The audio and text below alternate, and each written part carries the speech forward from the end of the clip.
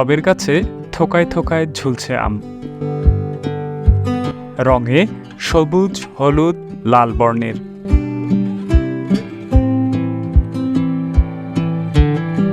কোনোটা লম্বাটে, আবার কোনোটা গোলাকার, আকারে ছোট, মাঝারি, বড়।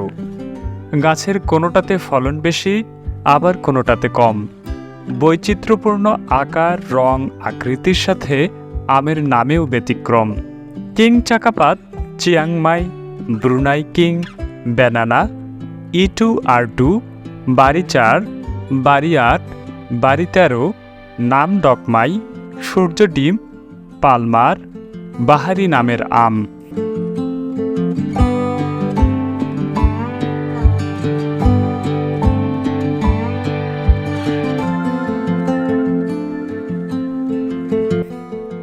দেশের মাটিতে উৎপাদনযোগ্য বিদেশি আমের বাহার রংপুরের মনিরুজ্জামান মাসুদের নার্সারিতে যেন চোখ ধাঁধানো আমের পসরা সাজিয়ে রেখেছেন তিনি। নানা প্রজাতির আমের সম্মিলন ক্ষণিকের জন্য প্রশান্তি এনে দেবে আম প্রেমীদের মনে। আমাদের দেশে যেগুলো সাধারণ আম উৎপাদন হইতো, লোকাল যেগুলো, আস্তে আস্তে এগুলো অনুৎপাদনশীল হওয়ার কারণে, লাভজনক না হওয়ার কারণে এখন যেমন ব্যানানা উচ্চ ফলনশীল, প্রচণ্ড স্বাদ, একটা আন্তর্জাতিক মানের স্বাদ। তারপর কিছু 12 মাসি থাই কাটিমন 12 মাস উৎপাদন হচ্ছে, প্রচণ্ড স্বাদ। এই আমগুলো আমাদের দেশে এখন মাটিতে উৎপাদন হচ্ছে এবং আগামীতে হয়তো এই আমগুলো পর্যাপ্ত উৎপাদন হবে এবং এই আমগুলো উৎপাদন হলে বাইরে রপ্তানির দরজা খুলবে।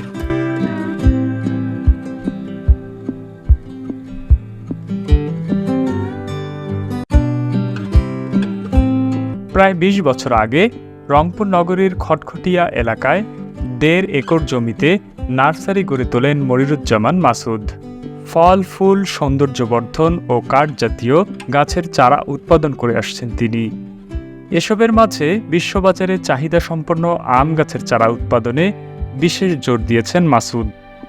যেহেতু জাতীয় বৃক্ষকে ঘোষণা করছে, আমাদের যেনতন করে যেখানে সেখানেই এটাকে উৎপাদন করা সম্ভব। সেজন্য আমি বিশেষ করে এগুলো আস্তে আস্তে এখানে মানুষ যারা ওই রকম বিল্ডিং আছে, অক্সিজেন উৎপাদনে তাদের কোনো ভূমিকা নাই, তারা যেন সৌন্দর্যবন্ধকে নিজে ভালো লাগার জন্য এই কাজটুকু করে, তাতে করে উৎপাদনে অক্সিজেন উৎপাদনের ভূমিকা রাখলো এবং বিশ্বের এই স্বাদযুক্ত ফলটা, ভ্যারাইটির স্বাদটা সে উপভোগ করতে পারবে। একটা আম গাছ যদি ছাদে পোষানো যায়, এরকম যখন আম ধরতেছে, 2-4 জনের পরিবারের, 2টা গাছে 2-4 জনের পরিবারের কমপক্ষে বাৎসরিক চাহিদার ন্যূনতমতা পূরণ করতে পারে। সেই সাথে সে অক্সিজেন ভূমিকায় কাজে রাখলো, প্রতিদিন সবুজের সাথে থাকলো, গাছের সঙ্গে পরিচয় হলো, ভালোবাসা হলো। আমি এই উদ্দেশ্যে এই আমগুলো সংগ্রহ করি। বর্তমানে তার নার্সারিতে দেশি বিদেশি প্রায় 20 জাতের আমের চারা রয়েছে। ব্যতিক্রমী ফুল, ফল ও গাছের চারা উৎপাদনের জন্য 2024 সালে তার নার্সারি রংপুর বিভাগীয় বৃক্ষ মেলায় শ্রেষ্ঠ নার্সারি হয়েছে। পদাগঞ্জ বলতেছি, পদাগঞ্জে অনেক বাগান হয়েছে, ব্যানানা, কাটিমন, এগুলো আনের বাজার হয়ে গেছে। এখন পদাগঞ্জের যে বাজারটা আছে, পাইকারি বাজারটা আছে, এখানে আমগুলো বাজারে আসতেছে। বাংলাদেশ থেকে আম কিছু কিছু যাচ্ছে, ওই দক্ষিণবঙ্গ থেকে কিছু কিছু আম যাচ্ছে। আশা করি আগামী 2-4 বছরের মধ্যে আরও আম বেশি যাওয়া। শুধুমাত্র আমরা উৎপাদনে ঝামেলা করি, আমাদের কৃষক অতটা আপডেট না। বাইরের বিশ্বে যেটা যাবে সেটা উপযোগী হইতে হবে। বিষাক্ত আমরা যে বীজগুলো ব্যবহার করি, সেগুলোর ব্যবহারের নিয়ম আমরা মানি না, সে কারণে আমাদের প্রোডাক্টটা তারা নিতে চায় না।